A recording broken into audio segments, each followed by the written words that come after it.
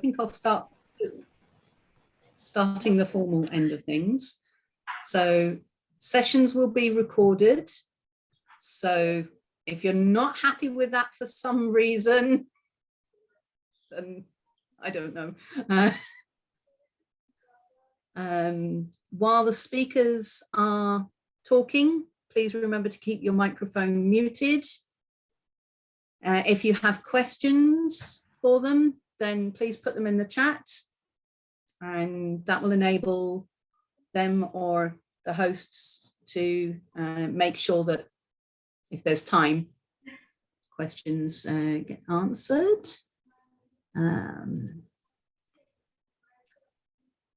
Unlike a face-to-face conference, I don't have to worry about pointing out the fire exits or advising on whether or not you can drink in the rooms. So those bits are handled.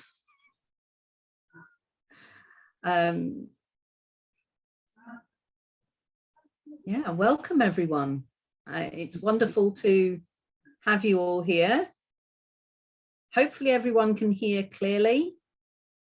If anyone needs the live transcription, we have got that switched on. So you should be able to see things.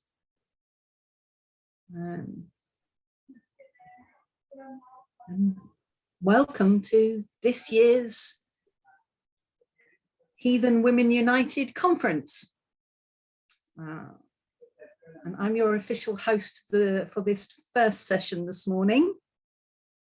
This morning or this afternoon, depending where in the world you are.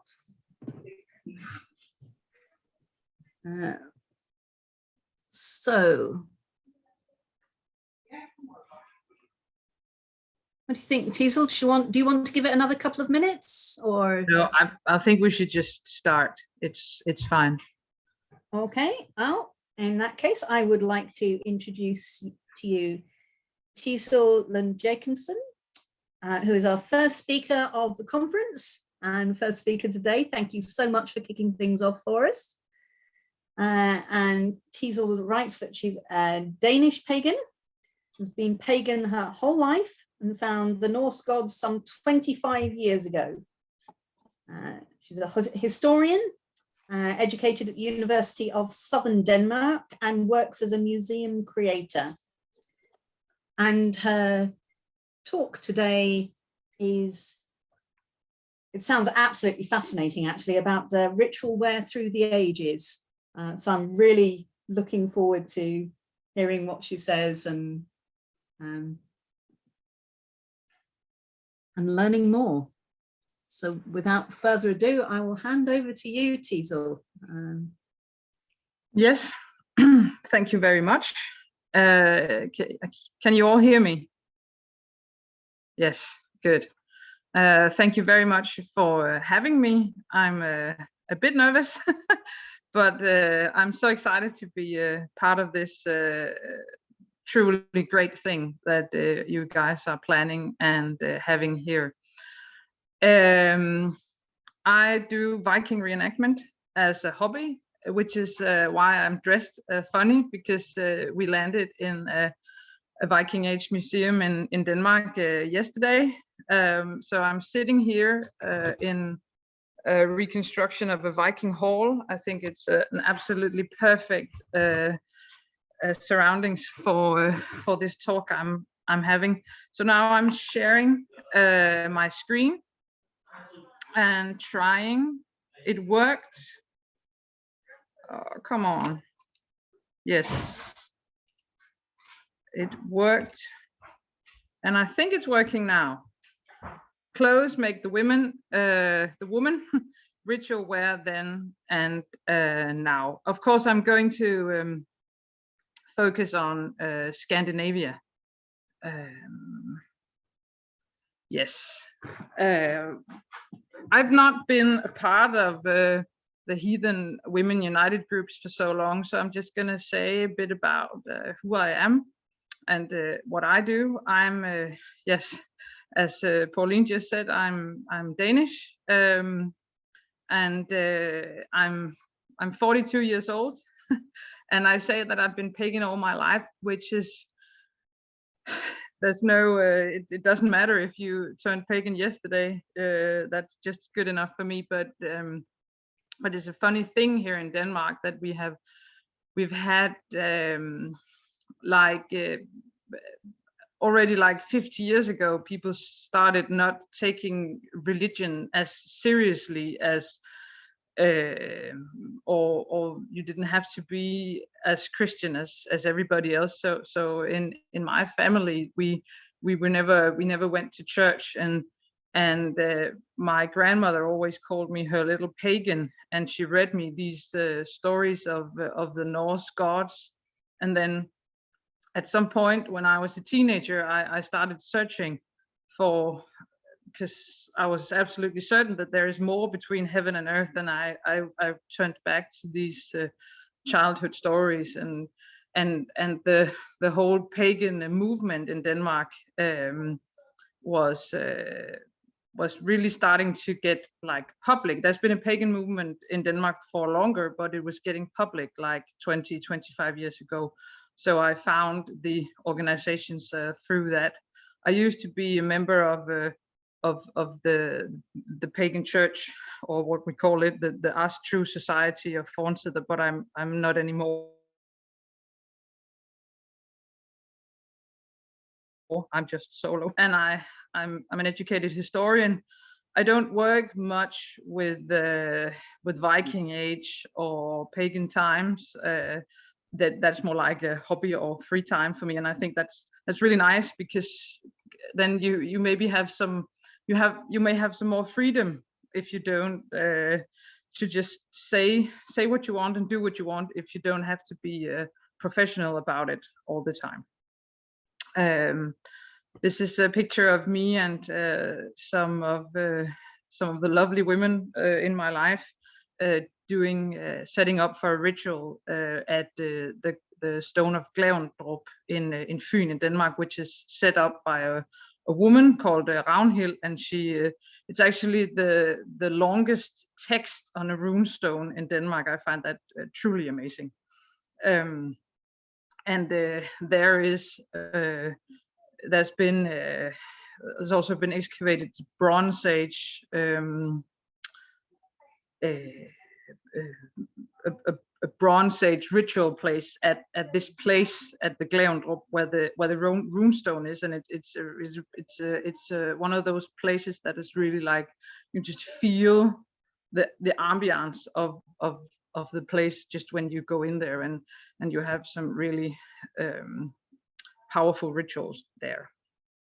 Right, that was a bit about me. So I wanted to talk about ritual wear, ritual clothing. What do we put on when we want to do a ritual? And I found this picture, which is made from which is a drawing depicting one of the big offerings at Uppsala, with the and in the picture you have all sorts of ages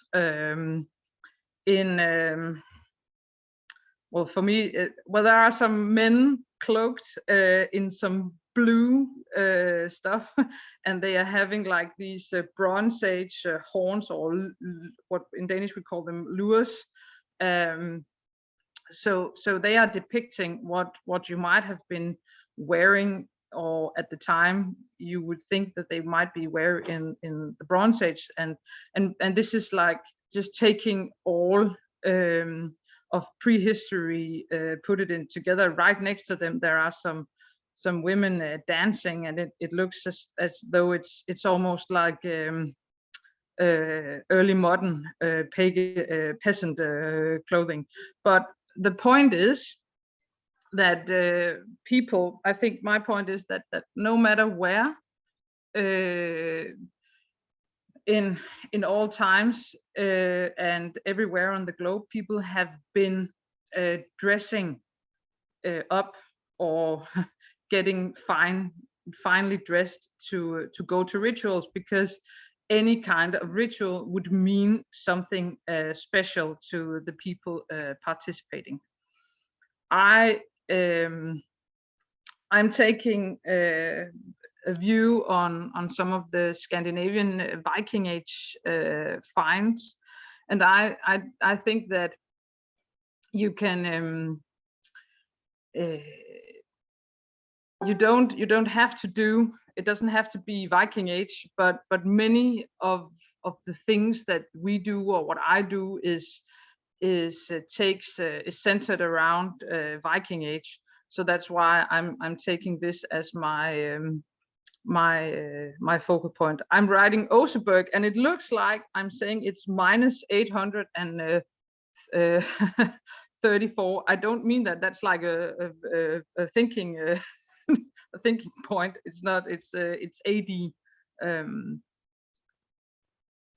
But if you look at it archaeologically, then what do we know about women who have been doing rituals, and what kind of clothes they would be wearing? And then I think a very obvious place to be looking towards is the Oseberg ship burial. Here there were buried 2 women in a ship, and they had loads of stuff with them that you just can't imagine. There are sleighs, there are so many fine things, and here I'm just going to talk a bit about the textiles. There is an older woman, and she is wearing a woolen cape of very, very fine woven red wool. I've taken a picture from the internet, and this woman, she's wearing a cape that is definitely not red, but just to show what could be, what she could have looked like. Fine woven red wool, and then a dress in equally fine woven red wool, and then an underdress in red linen. And I've made an exclamation mark because generally it is believed that colored linen is it's very hard to make when you do it with natural dyes. So it's also quite expensive. And the only colors that you really can get to stick on linen is blue and red. So this woman who's wearing all red, and especially a red linen dress, this is a very, very fine clothing. And on that linen dress is silk applications. Like this woman in the picture, she's having some stripes of silk. That's on her overdress, but this gives a picture of what it would have looked like. And most importantly, she's wearing a veil made of linen. And I'm going to come back to the thing about the veil, because I think that's a very interesting point. Then there is a younger woman. She's wearing a coarse woolen cape that's actually, that could look a lot like the woman in the picture is wearing. It's thicker, it's more coarsely woven, and the color of this woolen cape has not been determined. And then she's wearing a blue woolen dress and blue linen applications, which is also some very nice, very fine, very expensive colors. And then again, the blue linen that is quite expensive. The Oseberg ship burial was interpreted first as maybe a queen, but interpretation is really now it's turning over to that this is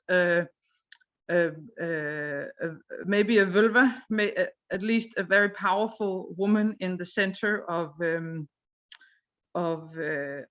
and she has stuff with her that points towards it being a ritual. And then you can say she could, if you ask me, be both queen and a vulva. These two things are not, they don't exclude each other.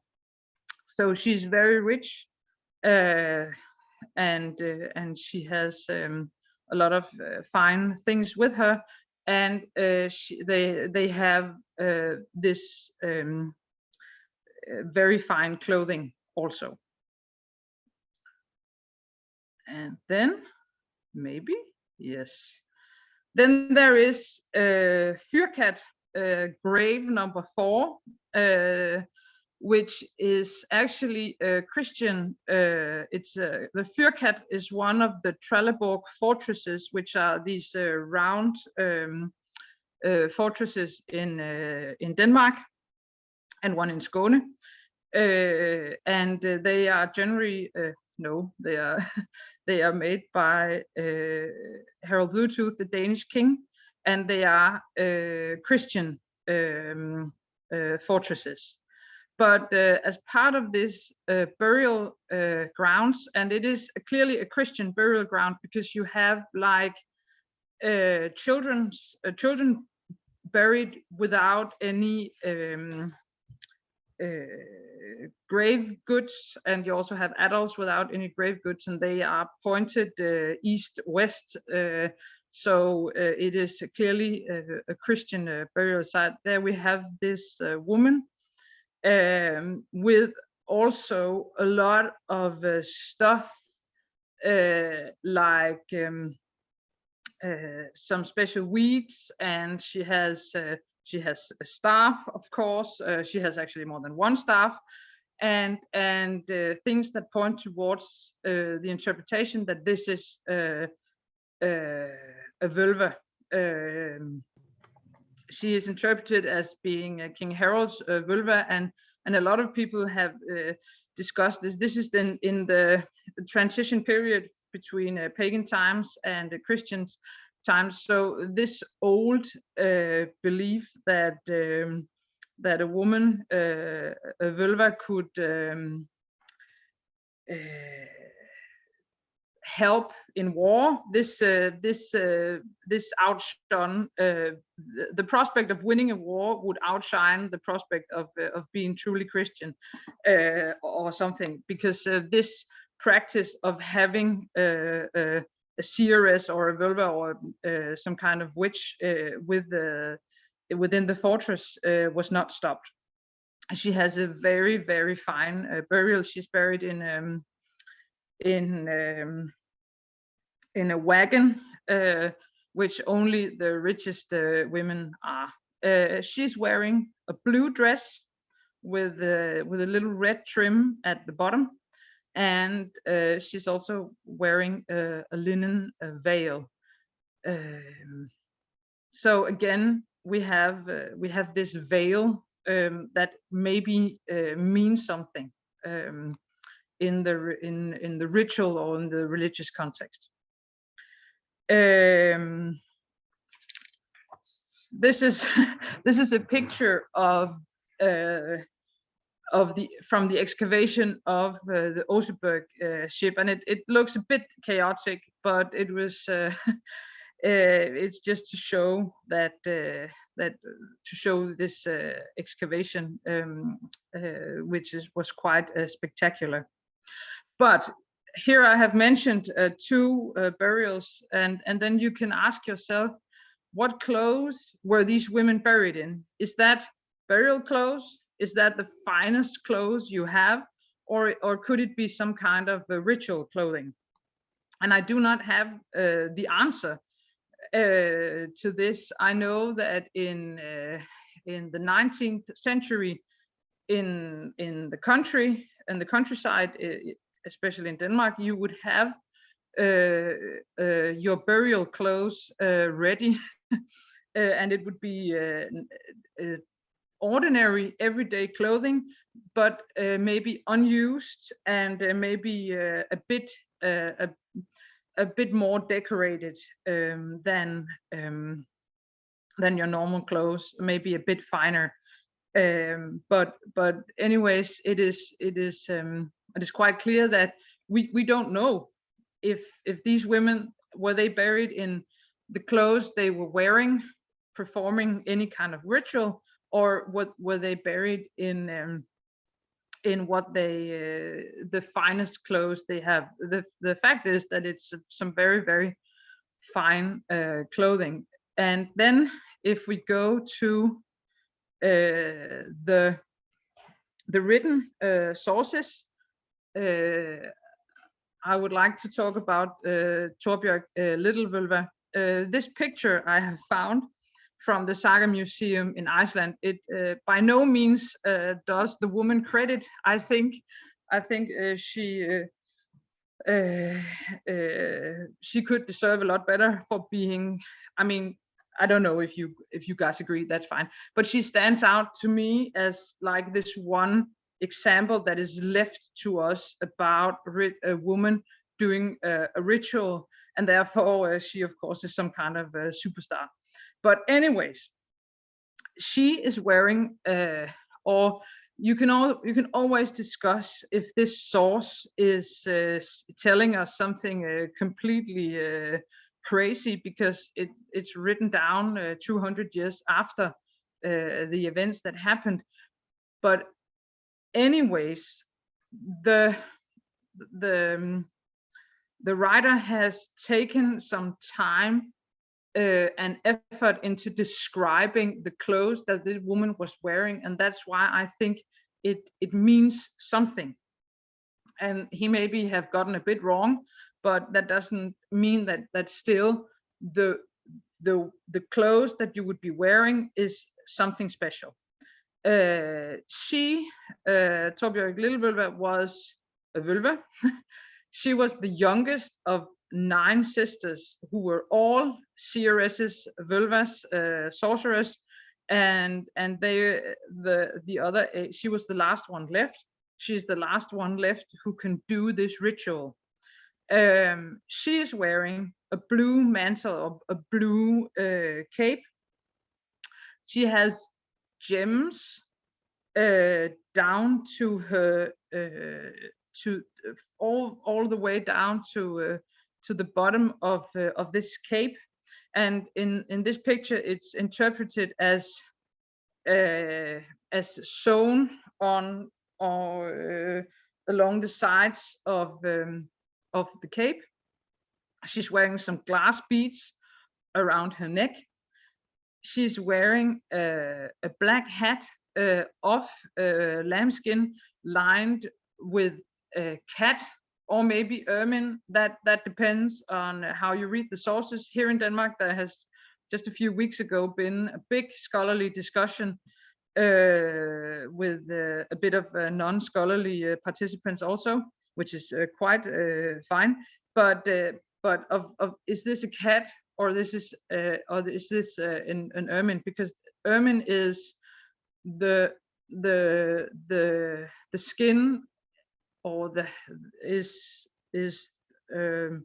what kings wear. So no matter what, cat is also, as I understand, not something they would have on the islands. So it is something special. My point is that she's wearing something very special. She's wearing a belt, and she's wearing gloves that are also maybe cat, maybe ermine. And then the writer points out that she's wearing sturdy boots with sturdy laces, and I don't know what that means, but still my point is that there's been taken some effort in describing her clothing. And if we compare this to what we know about burials of women who practice some kind of rituals, then at least the cape or the mantle is both places. And the fact that there are some we have these quite expensive colors, blue, and some expensive furs, that means that you would maybe stand a bit out from the crowd, which when you did your rituals.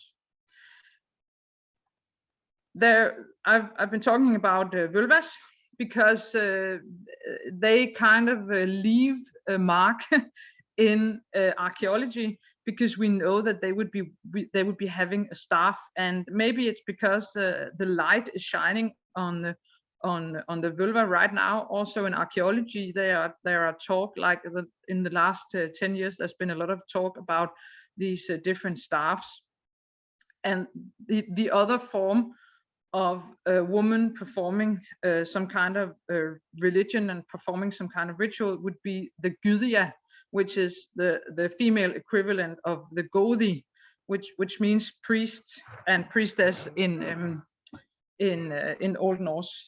So a priestess is mentioned in the sagas a few times. There is Turid, who is a gyðja, who is a priestess. Then there is Steinvor Hofgyðja. She is the priestess of a hof. She is responsible for a hof, and she is complaining that these new Christians, they are not paying what is owed to this sacrificial ground. And then there is Hledis also, but in no text is it described what these women are wearing. And I could talk forever about their what I think would be their place in society, because the godi is can also mean is also sometimes a chieftain, but today we're talking about clothing. So we don't know if they would be having special clothing or what they would be wearing, but they have left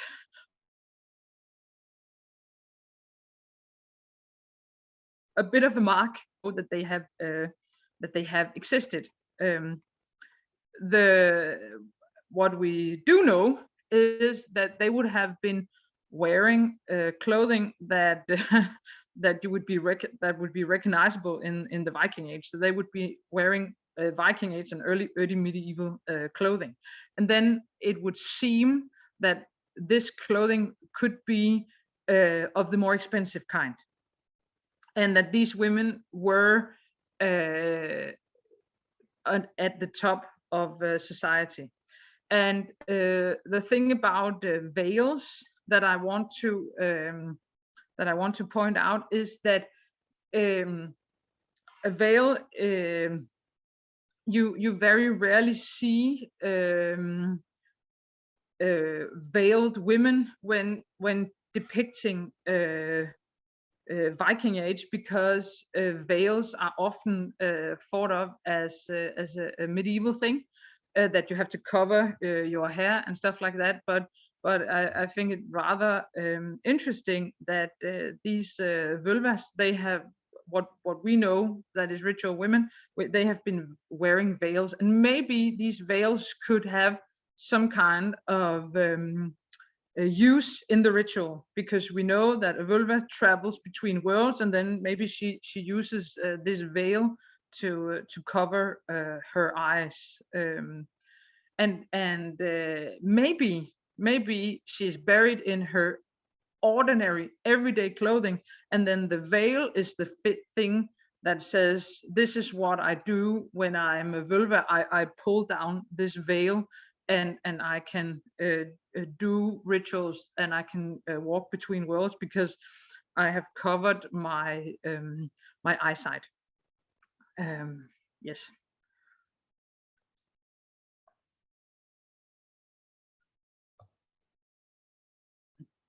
So this was a bit about what we know or could know about women in the Viking Age. This is women performing rituals, not participating. But then I want to take you on a bit of a journey towards the last 2 or 3 centuries of ordinary Danish life. In Denmark, we have this saying that is called Sunday clothes, which means that this is a special kind of clothing. This is the clothes you wear when you go to church. This is some of the finest you have, and you put it on for going to church, and then you take it off, or you change when you come back. And I have taken a picture of I've shown here a picture of a church clothes from a lady in by the end of the 18th century, Danish peasant lady. Her coat, her overcoat, is brown, but it has some very, very fine details. You can see that the sleeve is following the arm, and you have some details in the back that I think would have looked very nice when you walk. Like you get a bit of an effect of the clothing. And then you have an underskirt, which is blue, which also in the 18th century was a bit of an expensive color. And this is this clothing is made of wool. Of course, you would have some linen shirts on the inside or as an underdress, and then you would have the apron. And in at least in Danish peasant society, there is a term called the church apron. And I don't go to church that much, but if you if you think about it as not being going to church, but doing this religion that you have, and you wanted to look your finest. So we have, like 1,000 years ago, these women buried in their finest clothing, and then you have this tradition of Sunday clothes that you put on for going to performing or participating in that religion that you have. And I think there is not necessarily a direct connection, but the thing about wanting to look good. And then we can always have quite a long discussion about, do you want to look good for the gods you worship or the god you worship, or do you want to tell the other people in the room that you can afford this? But the thing is that you would be wearing some extraordinary clothing for participating in a ritual. And then we take a look at a minister or a priest in contemporary Denmark, which is quite quite a funny thing, that this gown this lovely woman is wearing is actually it's normal clothing for a citizen, of course not a peasant or a worker, but it's normal fine clothing for people living in the cities in the 16th century. And it's this priests, we call it priest's dress.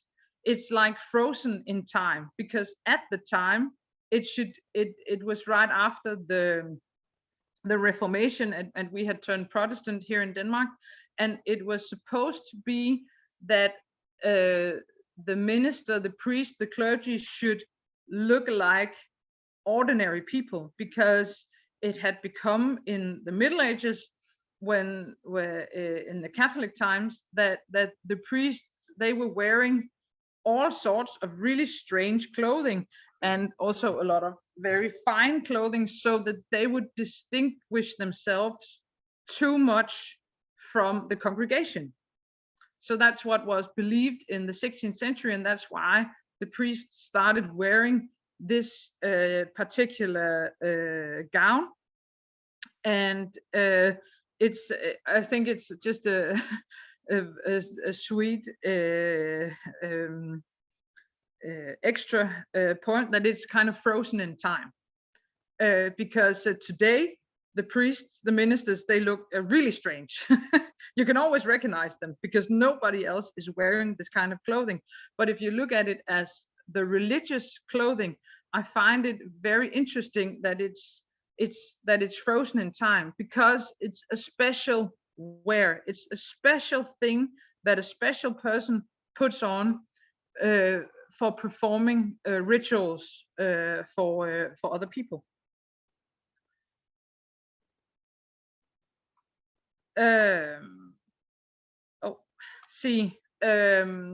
I have been performing rituals for about 20 years, and in the, maybe it's for you also the upper left corner, I don't know, but in one of the corners, the one where I'm not wearing Viking age clothing, is the first Danish wedding that was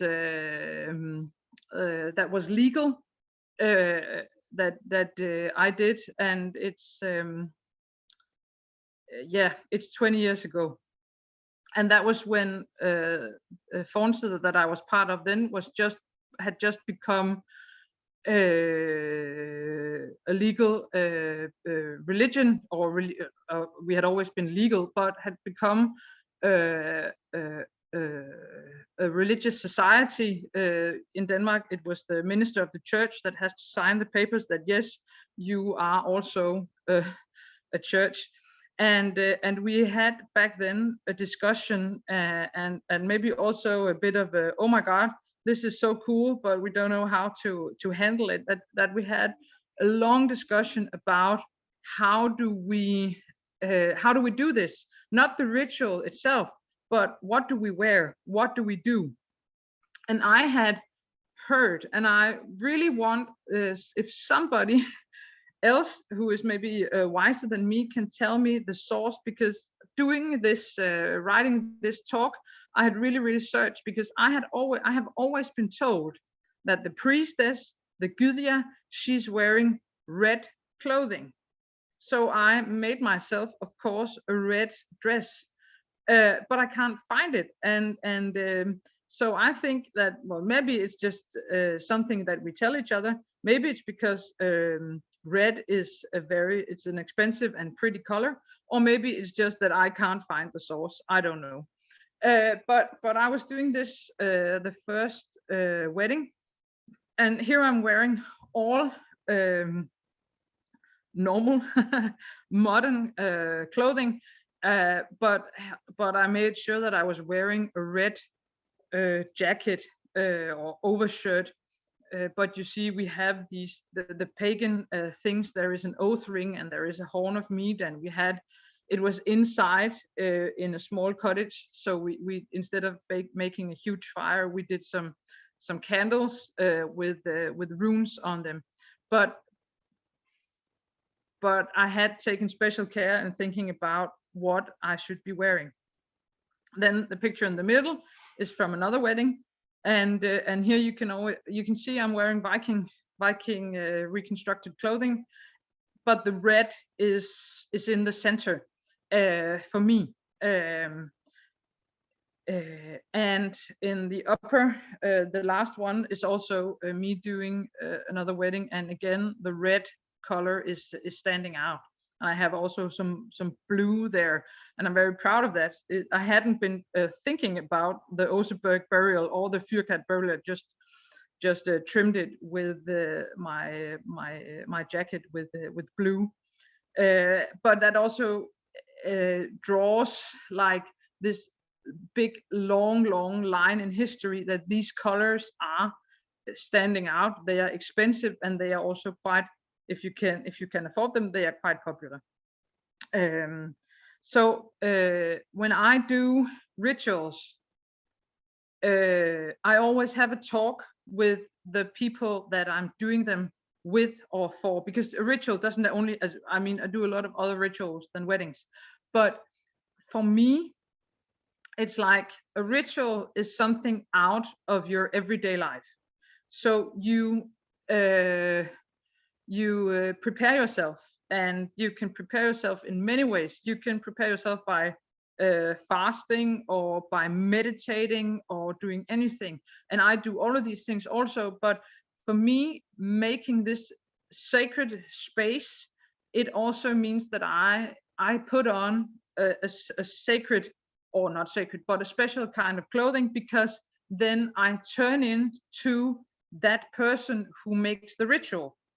I turn into that person who does something for other people. Um, um, so that's my interpretation of it. And for me, it's special because I see this Viking Age connection. So for me, this clothing is special. I know people having like a suit and tie on, and I think this is also quite all right, because it is also something special. People don't run around every day, or at least not everybody runs around all day in suit and tie. But the thing about telling each other, this is a ritual, this is something special, we are doing something out of the ordinary, in any way we do, also with the clothing. That is important to me, because it also it does the boundary between just being and being with my friends, and then performing this kind of ritual. Then, as a side point, I would say that if you do, like, as what I participate in, I guess you guys have all sorts of rituals, so just pick any that you think. But if I was like sitting somewhere and doing something, and we were talking about, no, let's go and do this ritual, then of course I would still do it if I was just dressed in my ordinary clothing. It's not like I have to have this special clothes on for wearing for doing rituals. And especially with weddings, I always talk to the people that are going to be married, because some people, and I've also done weddings with perfectly normal, not every day, but fine modern clothing, because it also depends a lot about the situation and what people want and what kind of party they want afterwards. But to me, as I build up these years of doing, it can also be like the summer solstice or whatever. It doesn't have to be a wedding, but doing rituals. Then for me, it's like I pick up my drum, I pick up some other stuff, and I put on this dress. Then that is something special to me, and that means to me, and my whole body says, okay, we're doing this. We're doing something else than doing everyday life. And I think that you can get that feeling with whatever. It doesn't have to be a Viking Age dress. It can be whatever you have that signifies to you that it is something special. To sum up this talk, I would say that there are some very clear and very strong pros and cons for having special or Viking Age religious clothing today. The cons especially is that you fall right into the stereotype of Viking Age stuff, and you get the LARPing. Or are you doing role playing? Is this is this something that you just play? And then that kind of rubs off, because I think it also rubs off on the performance of the religion, because I think that all of us doing these old older religion or indigenous religions, everybody has at some point have this struggle of people saying, oh, but do you really believe, or is it just something that you play at and stuff? And I truly believe that wearing these really strange kind of clothings actually could point the arrow in the direction of, yes, this is just something we're playing, and we're even dressing up in really strange clothing. And I can totally understand that. On the other hand, as I do rituals, when I change into another type of clothing, I actually think that, like this the Danish minister in this very old-fashioned dress, I kind of stress the fact that this is serious. This is serious business. I step out of my everyday life and I do something that is not a play, that is not something we're playing at, but I mean it, and I've made an effort. I've even made an effort on making or buying this clothing the special clothing that I'm wearing.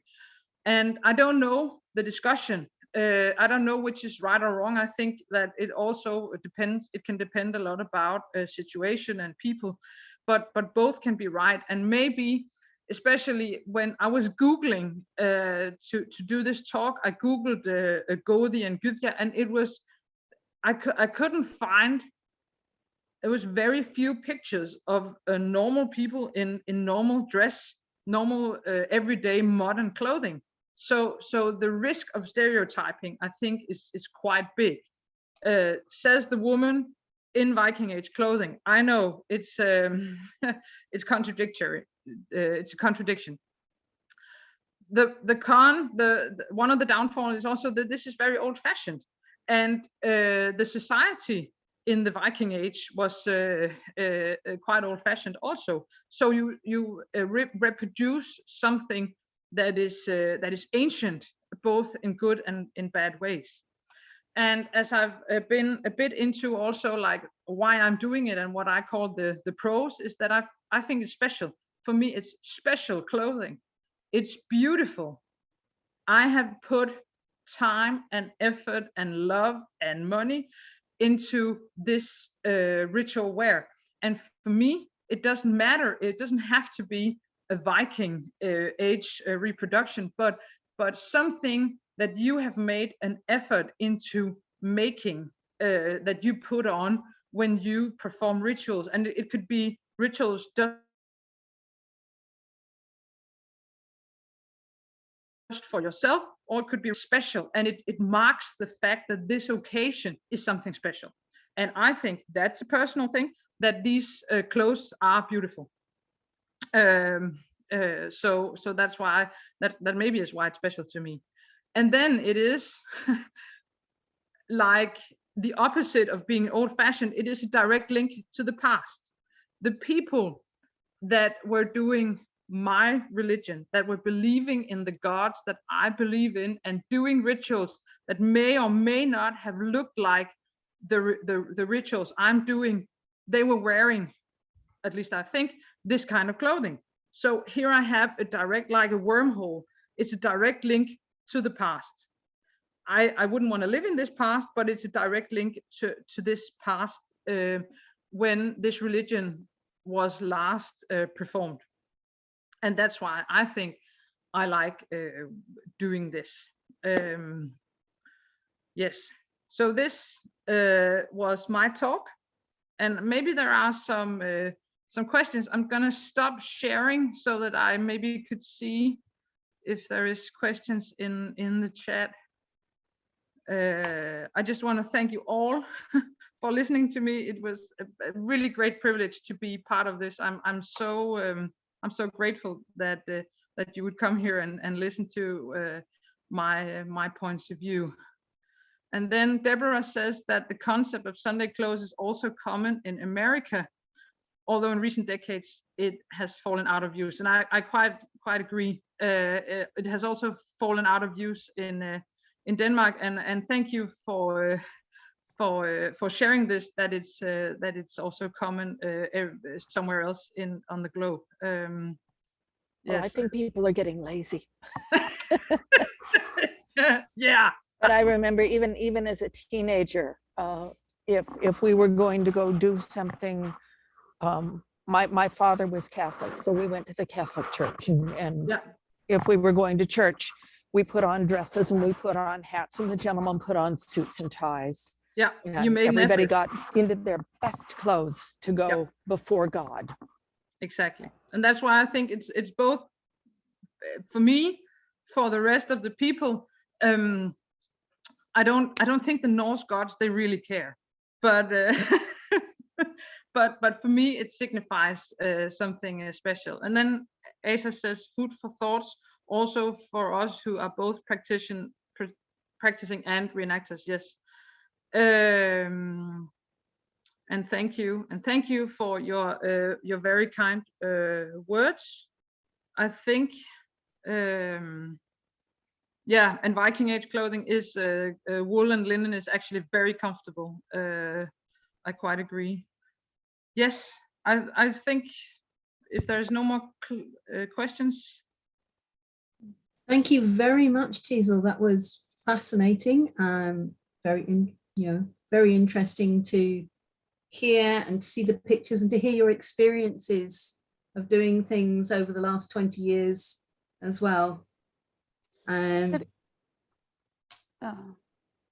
you very much. Thank you very much for having me. I'm so proud of being part of this. It's wonderful, and thank you for giving such a great talk to start the day off with. So if nobody else has any comments or questions. So we have somebody wanted to put their hand up there. I did. Yeah. I wanted to know your thoughts on, right now there is a band called Helion. I know I'm going to hear a lot of groans about this, but what are your thoughts on their use of costume to perform the ritual of music? Could you repeat the name of the band? Helion. Heilung. Hello, sorry. Yeah.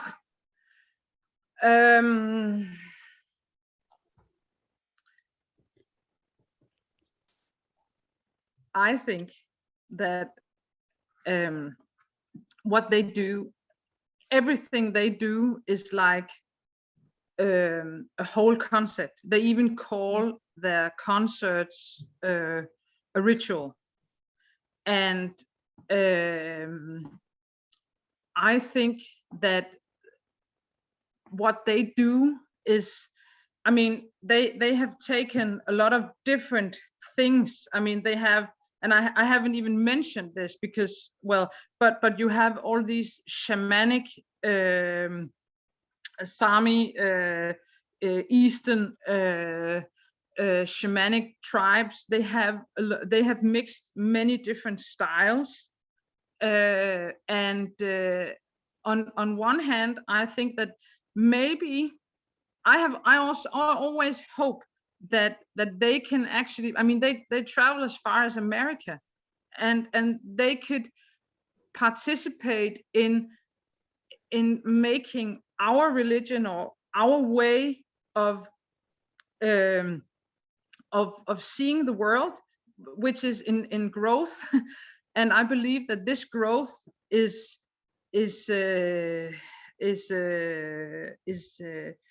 necessary for the world to survive. Yes. I mean, we all need to become animists, and we all need to protect the world, the globe, if we're going to survive this. So if they can push in mainstreaming us just a little bit, then I actually think that this is nice. I think that any kind of artist that can participate in mainstreaming the fact that you can believe and perform religion in another way than the big religions, I love that. And yes, as someone says, Heilung says that they are contemporary and reimagining things, and I believe that. On the other hand, their performances are are so wild and strange, and they have mixed so many things that you maybe, like my old grandfather, he's probably going to think that they are very strange. But on the other hand, it gives him a reference. It gives all these people a reference because it's mainstream and it's on YouTube, and you can see posters of it and stuff like that. So I think that they are part of mainstreaming this. And I don't want to be mainstream, but I want everybody to know that there are other ways of doing and performing religion. And I don't believe in accuracy. They can do whatever they want. To me, it's like not their claimed accuracy. Asa is saying they don't claim accuracy. It's a very modern connection, and costumes included. And I truly agree. And I do. I'm like a mixed person. I do Viking Age reenactment, and when I do that, I aim towards accuracy. But if I'm doing a ritual, it doesn't have to be accurate. It has to be it has to be meaningful at the time. And I think that is what artists, that is the privilege that artists have, like Heilung. They can mix and match, and in there comes, like, the sum of things becomes greater than the thing itself. It doesn't have to be strictly Viking Age or strictly whatever.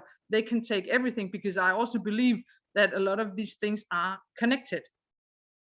So I think that maybe they can help us in this big project of things, and I just I love what they're doing. I hope they're going to do it more. Part of the reason that's one of the things I love about them. To me, it is not going to a concert or just listening to the music. To me, it is sort of like my grandma listening to church music on the weekdays. To me, it is a religious experience.